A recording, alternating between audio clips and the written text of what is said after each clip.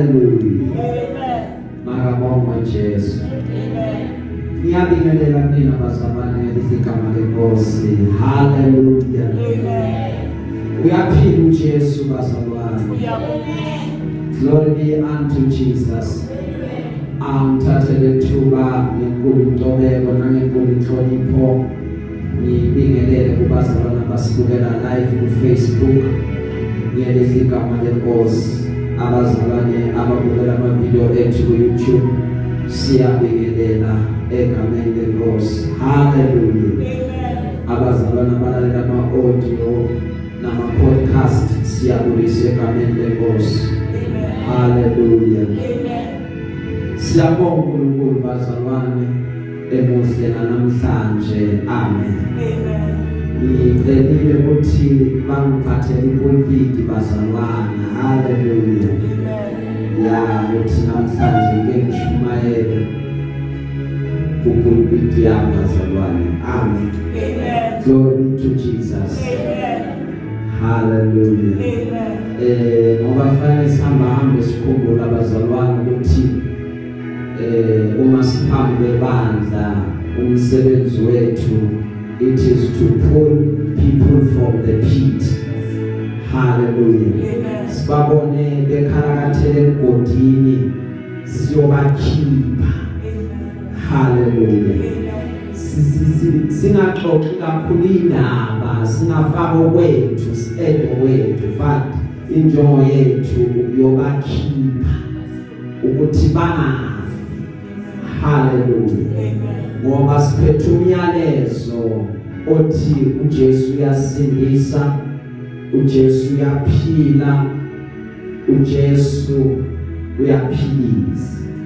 So simele ukuyobashumayeza sibadonse from the pit. Hallelujah. Glory be to Jesus. Namhlanje ngizothi kini nabazalwane yenze njalo inkosi. Hallelujah. Yenze njalo inkosi.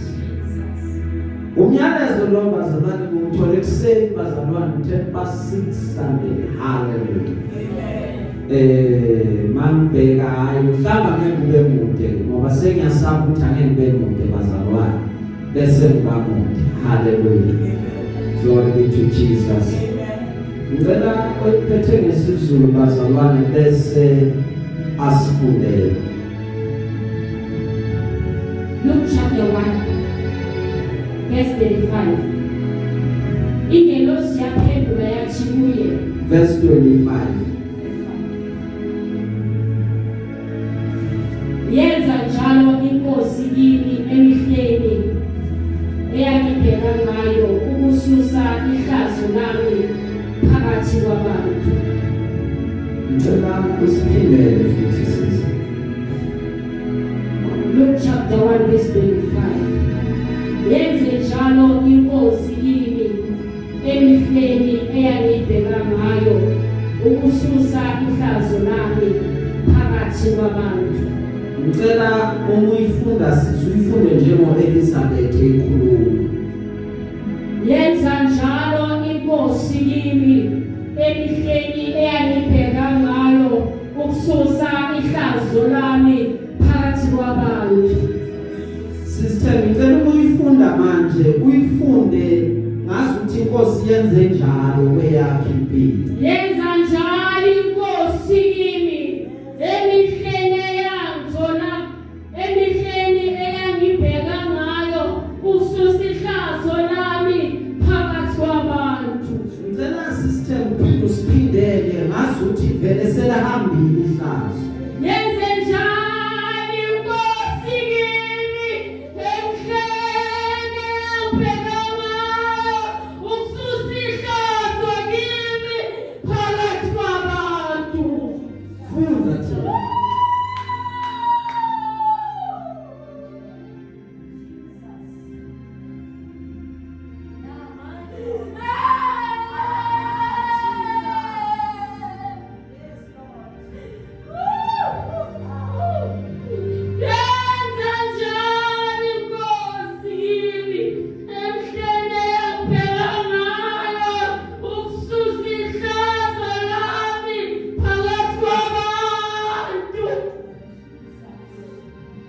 linamandla.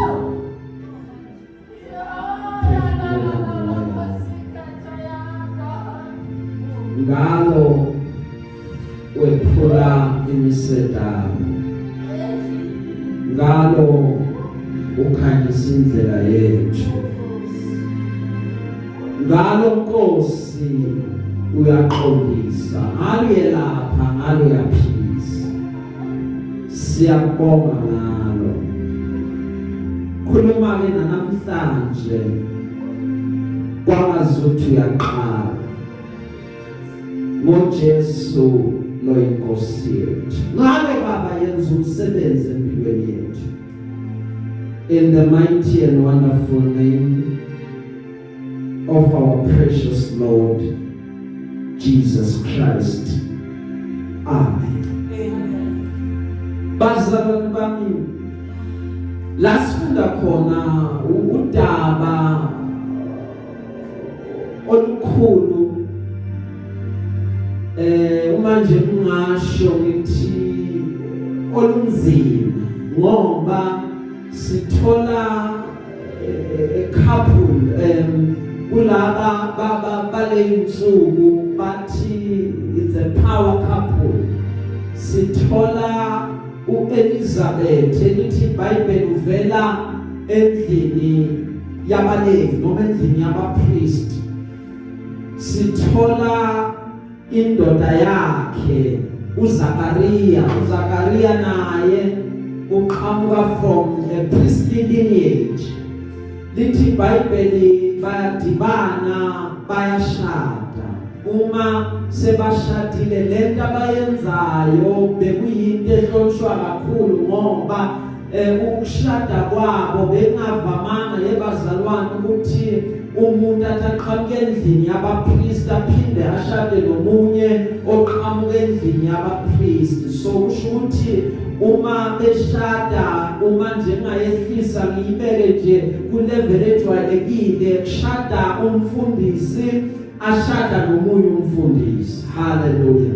Uma beshada iagenda yabo iyodwa ukuhambisa izwi lenkosi. Uma beshada iminyaka yahamba. Now lithi iBhayibheli uZakariya utholakala usendlini yenkosi wenza imisebenzi yenkosi. Uma befika kuyena ungumpristi bazocela imkhuleko. Now lithi iBhayibheli uma sifunda yebazalwane lapha phezulu, nangalolo suku kwafika ingelosi kuyena. Ifika nje ingelosi kuZakariya vele usemsebenzini wenkosi, wenza umsebenzi wenkosi. Now mind you, uma umpristi bazalwane, it's angazingayibeka kanjani lento yokuba umpristi ngoba kufika abantu kuwena bazocela izinto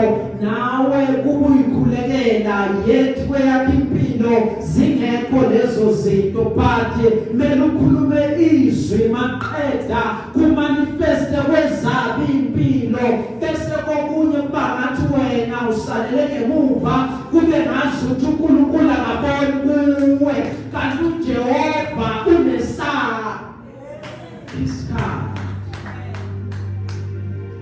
Hallelujah.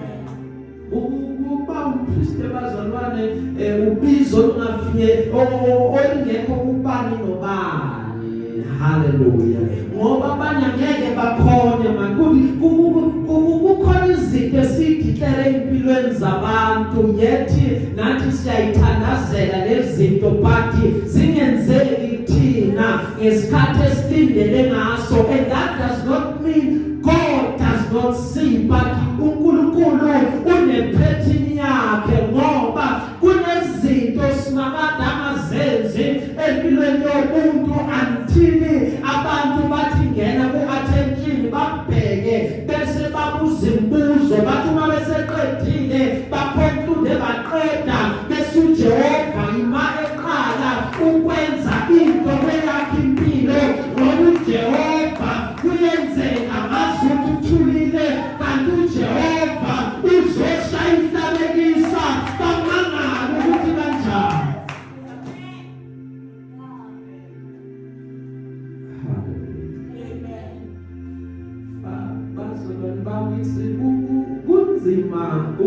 siyayibiza ezinye zezinto.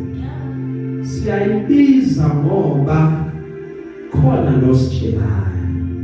And sifundile njengabapristi ukuthi sibese singayiqhathanisi nabantu ngoba ukuyiqhathanisa nabantu kosho ukulimaza ubizo lwakho. Hallelujah. Sifundile ukuthi uNkulunkulu simbonga ngaloko esinako, siphinde simbonge nangaloko esingenako. Sifundile ukuthi sibe content noma sikusiphi isimo. Isimo asisimuvu, ngasibona namhlanje sibe nokuningi, usibone ngakusasa uthole sinokuncane, but we have learned ukuthi we ought to be content in whatever state we are in, ngoba uNkulunkulu njengabapristi usifaka kuwona wonke amasizini. Kunesizini yenala noma ye-abundance azokufaka kuyona, kunesizini ye-drought la kuyi-dry season azokufaka kuyona. Mele njengompristi wazi wonke so that uzokwazi ukubaqinisa abantu kuwona wonke.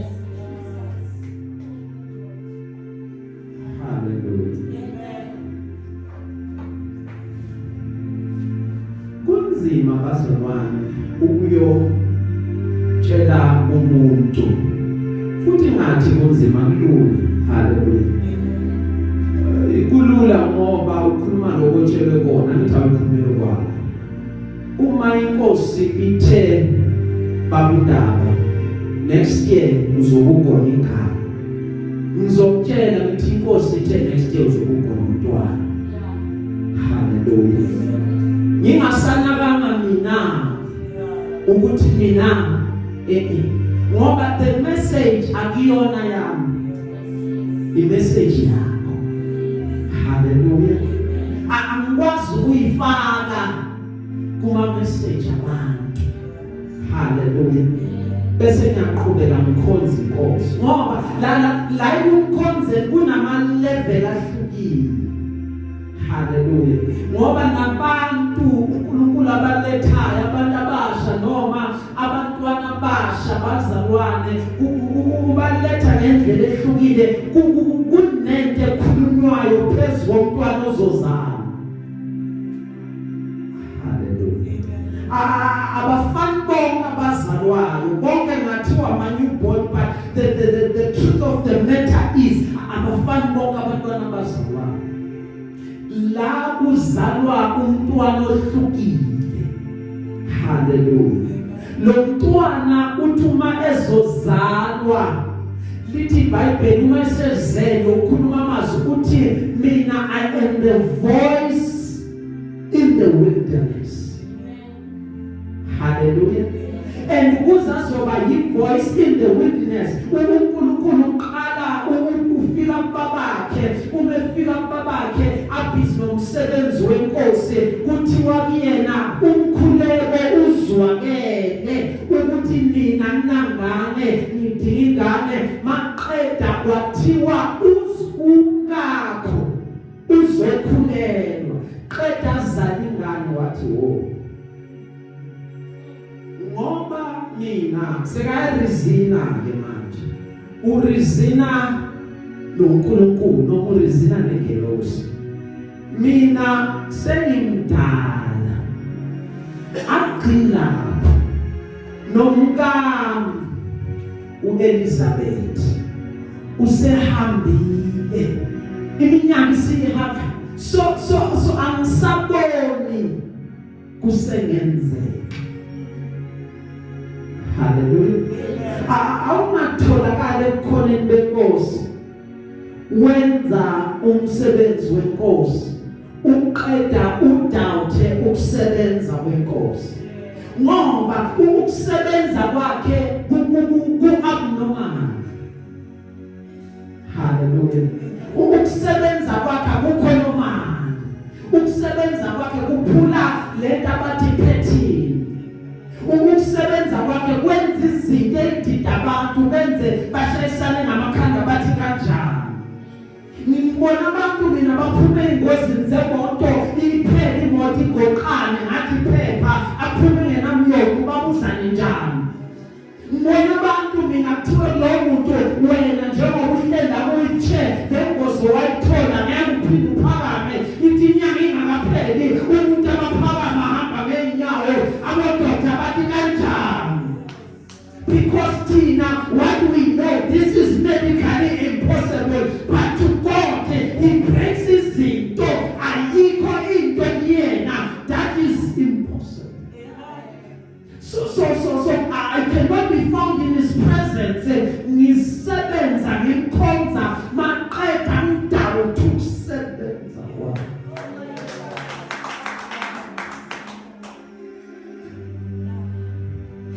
Ithi ngelosi kuye ngoba you doubted wabeka ama reason ukuthi why ngeke kwenzeke. So uzothula Zakaria ube isimuni azale umntwana ngoba lezwe ngikutshele lona it will come to pass. That wait will come to pass, but when uzoba isimuni your voice will be shut up ngoba uhlobo lomntwana ozayo ilonke lobe likhuluma. Hallelujah. May God silence our voice are negative. Empilweni yakho ukhulume ama voice akhuluma uphila kuthi izinto engahlangana sonke sibona ukuthi vela ayihlangani kube sekukhuluma izwi elithi izinto ziyahlangana kuthi izinto zingenzeki sibona ukuthi izinto azenzeki kukhulume izwi lithi kuyenzeka manje maqeda bese kuba khona ishift bese kuba khona i-turnaround empilweni yakho bese izinto ziyaqala ziyenzeka.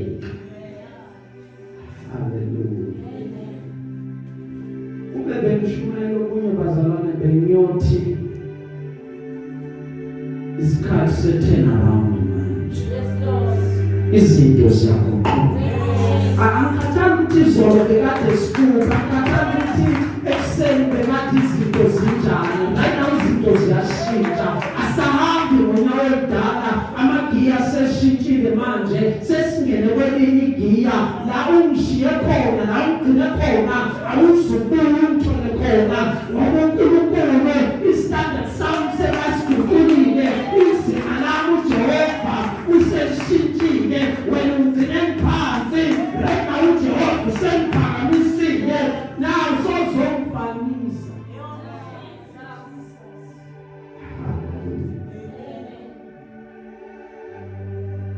uJohn lithi iBhayibheli manje lichaza ubengane ehlukile bazalwane.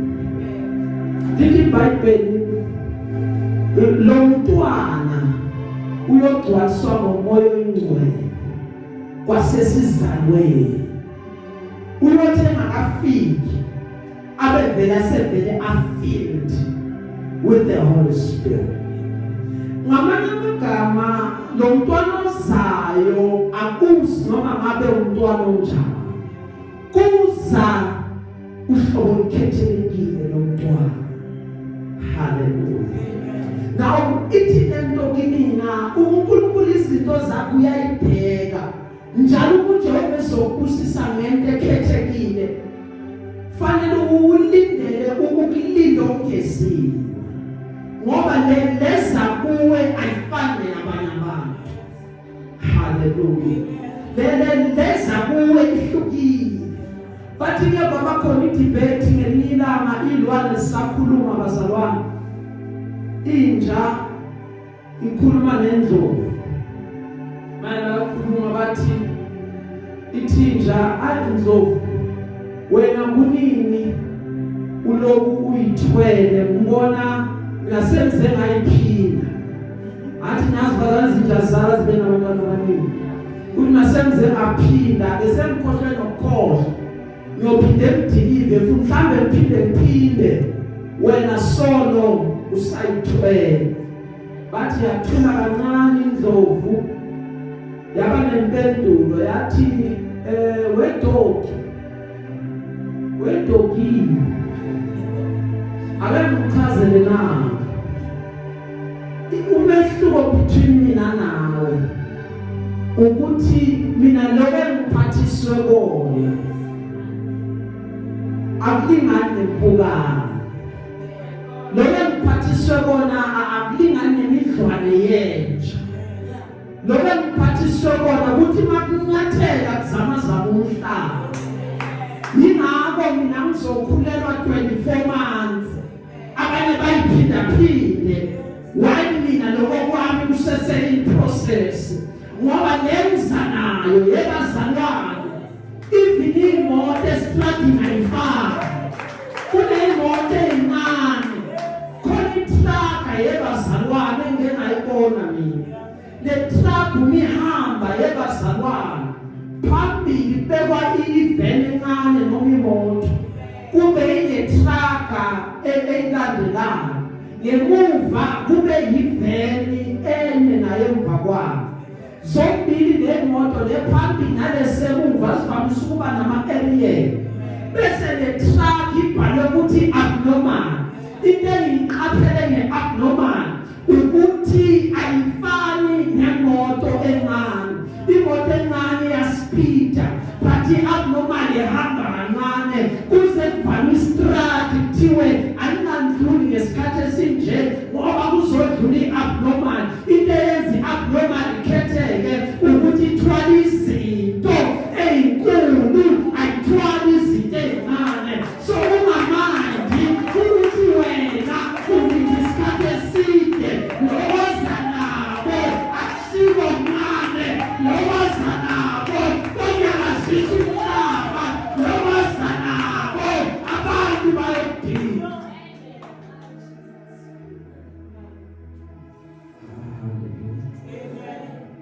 Umntwana uJohane kuthiwa lithi iBhayibheli kwathiwa lo mntwana mama uzuqaphele ukuthi akalithinti wayini. Haleluya. Ngoba uhlango olukhethekile lo mntwana ozozalwa umNaziri kaJehova. UmNaziri yebazalwane kwiTestament elidala there was a command ekwatshelwa ngayo umkaManowa the time zozala uSamson. Kwathiwa irace ingathinti ikhanda ngaguli. Kwathiwa mama njengoba usamthwele ungaphuzi wayini. Uqaphele nokuthi ukudla okubabayo ungakudli ngoba lo muntu omthwele umNaziri. Ngokwe-Old Testament abanaziri bebahlukene kabili. Kukhona abanaziri abebakade bayiconcentrate ukuthi ngesikhathi esithile iwayini abalithinti, but ngesikhathi esithile iwayini balithinta. Bese kuba khona uhlobo oluthile lwabanaziri, labo abanaziri for life, amanazarite for life. Abanaziri for life bebavele bangathinti sanhlobo iwayini.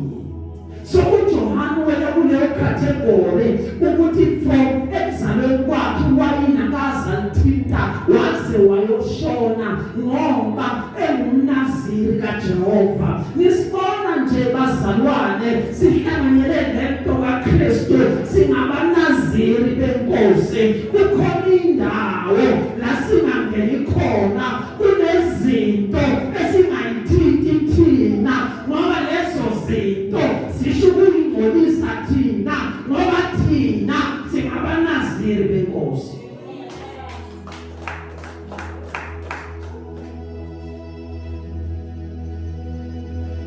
Haleluya. Uyazalwa-ke uyakhulelwa uElizabeth. Uma sekunjalo uthi uElizabeth ngifuna u-underline legama esafundile usisithembi elithi kini. Haleluya. U-underline igama elithi Hallelujah. Glory be to Jesus. Akusiphinde wegcina nje sisithembi ubona ukuthi sisakhumbula. Yenze njani Nkosi kimi emihleni eyabheka ngayo ususa ihlazo lami phakathi kwabantu. Hallelujah.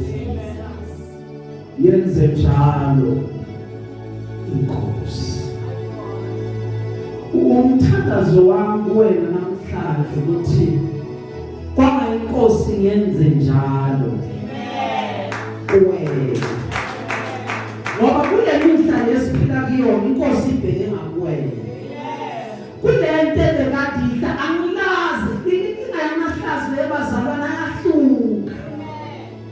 Sesiphila isikhathi eside ngaqonda ukuthi amahlazo ayahluka. Kunalezinto ezibamahloni kuthina esingathanda ukuyiveza ebantwini okuba ihlazo.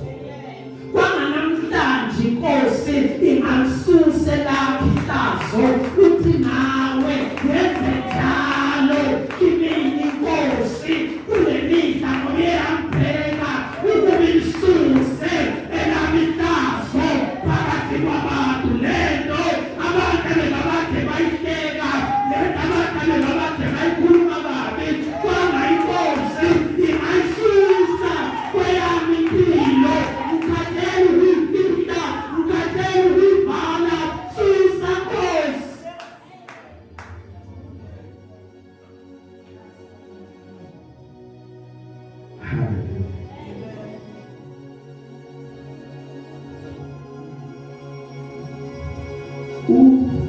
U-Israyeli bazalwane uyahamba, umehamba uphume eGibhithe. Umephume eGibhithe lithi iBhayibheli behamba alwizimbi ayinqobe aqhubeke nendlela.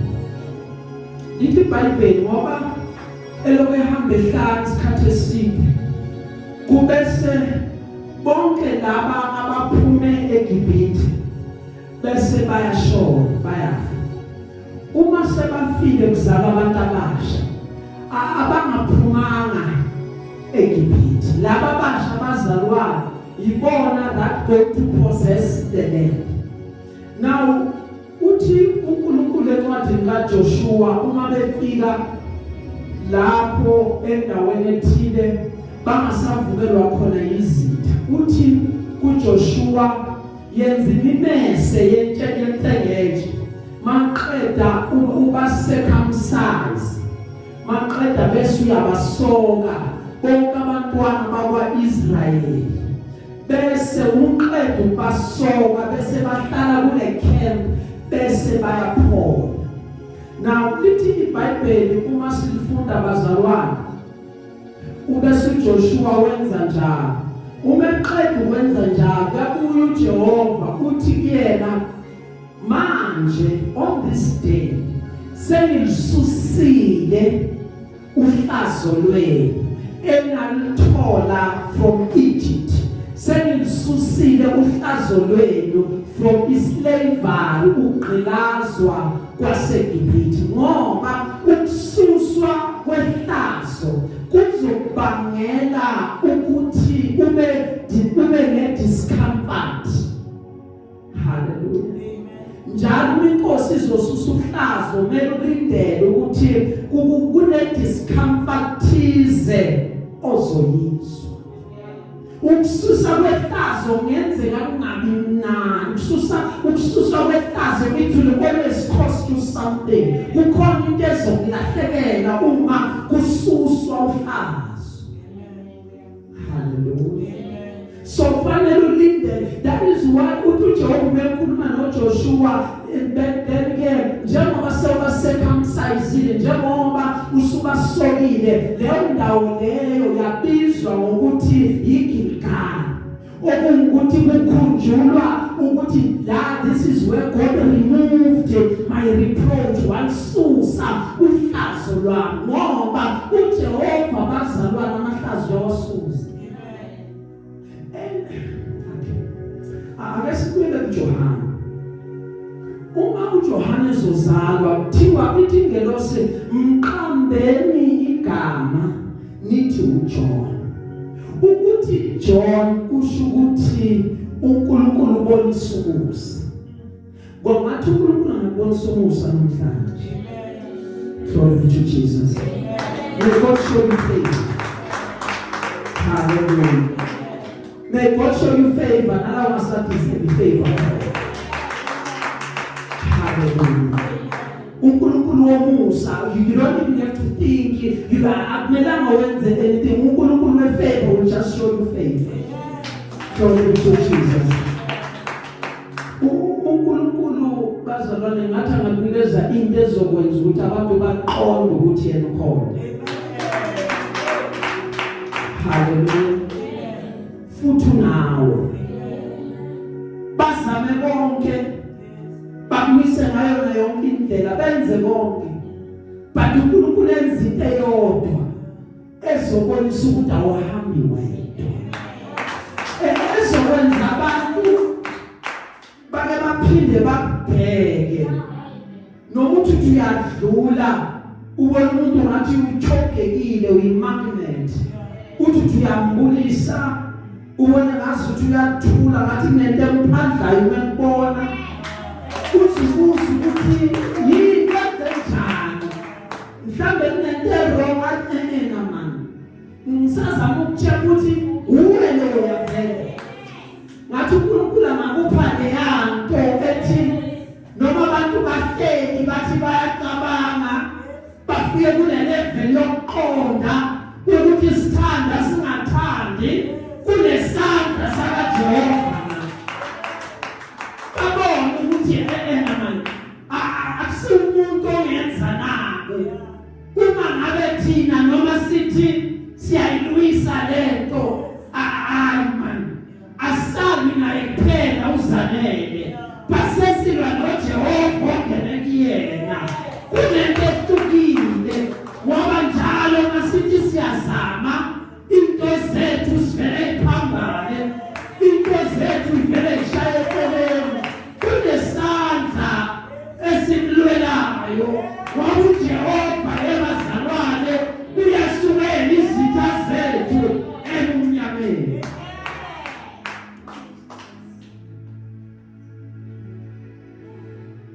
Hallelujah. Amen. Mfuna ukuvala bazalwane. Hallelujah. Amen.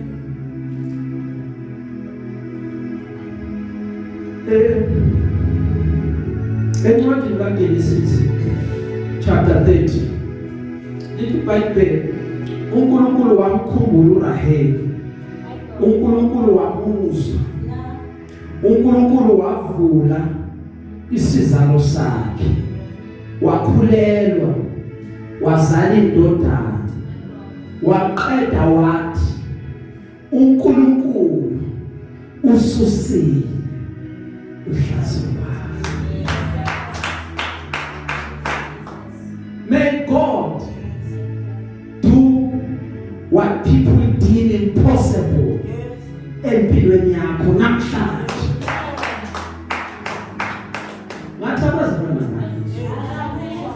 May God do what abantu deem impossible empilweni yakho. Ayikusasa.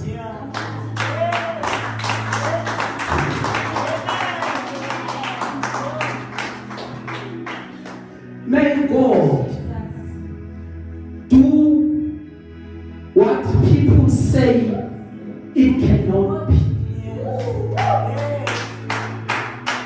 Akwazeki kanjani.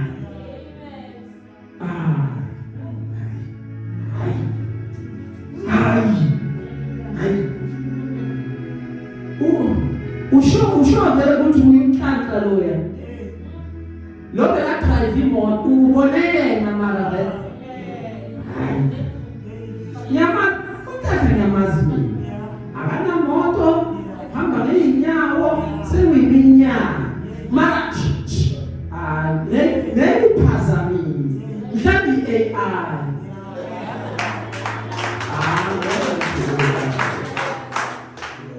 Hallelujah. May God do what people think is impossible. Namhlanje inkosi esikhonza abazalwane imelene nehlazo. uNkulunkulu akathanda kahlulazo. Hallelujah.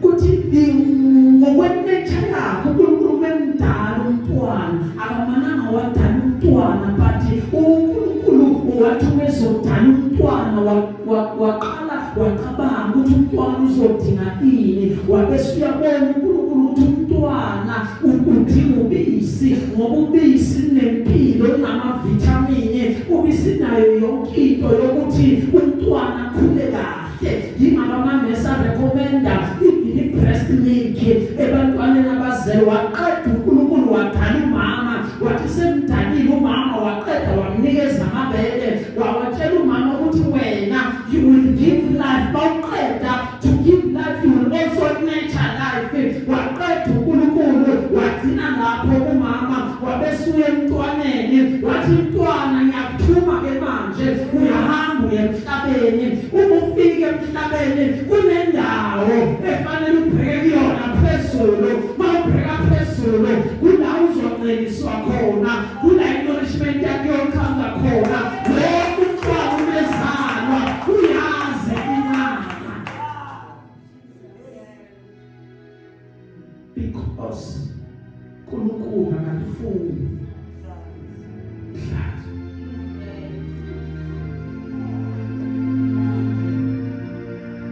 Hallelujah.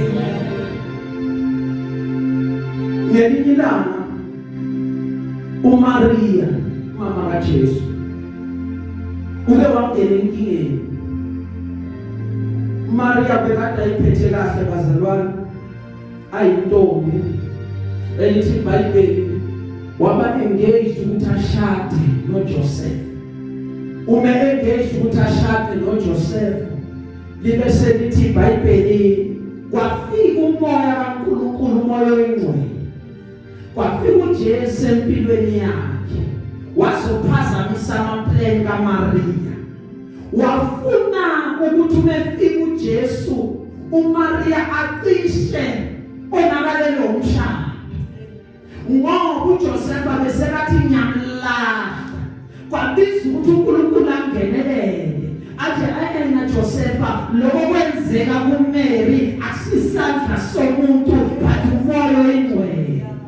Now lithi iBhayibheli umakhuluma nayo Maria kwathiwa kuyena Maria wena wesifazane ophethekileyo. Wakumanga ukuthi what kind of a greeting is this? Kwathiwa kuyena wena ufumene umusa esifazaneni. Wathi usalalele kwathiwa wena uzokhulela uzale ingane maqeda uyibize ngokuthi uImmanuel igama lakhe. Wabese kuzokuzwe kodwa kuzokwenzeka kanjani ngoba mina angazange ndoda. Kwathiwa kuyena umoya oyingcwele uza kusibekela ungene kuwena. Wabese uMaria athi I am your servant. Abekinje ngokushoba maqeda wakhulelwa. Uma sekhulelwe wangena ohlazweni. Yayazalwa bekade kuyihlazo ukuthola umntwana umashada. Besebizwa amagama uMaria ngoba uJoseph wathi unasewami umntwana mara nyasa. Wabanesihlazo wabangathi umuntu othanda amadoda. Wabanesihlazo walithwala ihlazo. Wathula wathi ngincekazi lesi siphambano singanele. I will carry this cross. Ngelinye wafika emshadweni. Lithi iBhayibheli umufunda uJohn chapter 2 uJesu nabafundi bakhe bebakade bakhona. Kwabese kuphela iwayini ngoba bebakade bawuvela uwisha umshado. Ngaleza inkhathi ebazalwane umshado wabo uthatha Kwathi usaqala nje umshado waphela wayini. Phela kahle le wayini ngoba kuloko ngelotazweni yalazi umhlazo lomshado ukuthi kubanjani ukuphelelwa izinto zomshado ungakangeni. Kanti khona abathe lo ozomletha uhlukiwe yena wathi khumbula phela wamfaka etazweni bekade ningume mhlophe wafika wangcolisa wamenza aba mnyama wathi yena abanayo into yokuqhuba umshado uyaphela namhlanje lithi iBhayibheli waphoqa wathi mama ungene ngani kokwami ngoba isikhathi sami sikakafiki ngoba Maria Jesu ukwazi ukutshela lokho kunento ngiyeyalayo ukuthi hey lo nkulunkulu engimasiyo nengimunderstandayo umelene namahlazo nahlazo lizophindeka. Wasuka kuyena wathi solo ubona waya kulabo abaphatha izitsha wafike wabafaka into wathi bona naye kupha kushoya nokwenza beyakuyena sebafika sebamini bafika lapha bayahawula abantwana babantu wathi uJesu abanye ufunela imqondo fake namanzi wajabula uMaria ngoba noma iBhayibheli ingasho masekuchekwa abazalwane imirikeli yavela ngokubakhona kwakaMaria yathi sebalayo yenzeka before the appointed time kaJesu because uNkulunkulu umelene nehlazo. Hallelujah. Awukwazi ukuhamba naye uhlala ohlazweni ngoba bazalwane unayo ihlazo liyasuswa uyalithatha ihlazo lakho uyalisusa ihlazo lakho ingakho semgcina bazalwane ngiyathanda ukuthi uma sikwele emuva kancane sikhulume nesiphambano uma besichaza bazalwane sabuya kumagudi isiphambano uma sichazwa bekade sibizwa ngokuba umuthi wohlazo. Ukufunda iTestament elidala lithi wonke ophanyekwe kusona sohlazweni bese lithi iBhayibheli yena wakhetha ukuba ayolenga aphanyekwe angene ohlazweni engayingeneli yena but angenela thina ukuze thina kube khona i-exchange eyenzakalayo kususe uhlazo kithina ngoba yena wavuma wahlupheka ukuze thina singahlupheki siqebe wathatheletha indawo wasiphathanela isikwelede sethu the debt has been paid isusiwe yenze njalo inkosi emhleni yangibheka manje ukususa uhlazo lwami uyasusa uhlazo bengizothi namhlanje lelakhe ihlazo inkosi zosusa akhathaniseke bakuhleka isikhathi eside kangakanani akhathaniseke bakhulume bathini mara rest assured umuntu uhleli kuyena inkosi izokwenza njalo ngoba inkosi ibheke ngawena izolisusa ihlazo lakho uthi wenze njengosara athi inkosi eksile nabangizwayo bayehleka nami. God will do it. God will remove your shame. Hallelujah. Glory be to Jesus. Ngiyabona ukuthi sengiqedile ngoba bathi ngiyashumayela ngiyabona ama-steps ayaphakama manje ubona bathi ngizogcina sengiphakama bazalwane Sengishuma sengathi kuphezulu manje ngibona ukuthi nje okwanamhlanje asale sivala khona ngabazalwane ekutheni inkosi iyasusa selisukile selihambile igama bebakubiza ngayo abayiphinda bakubize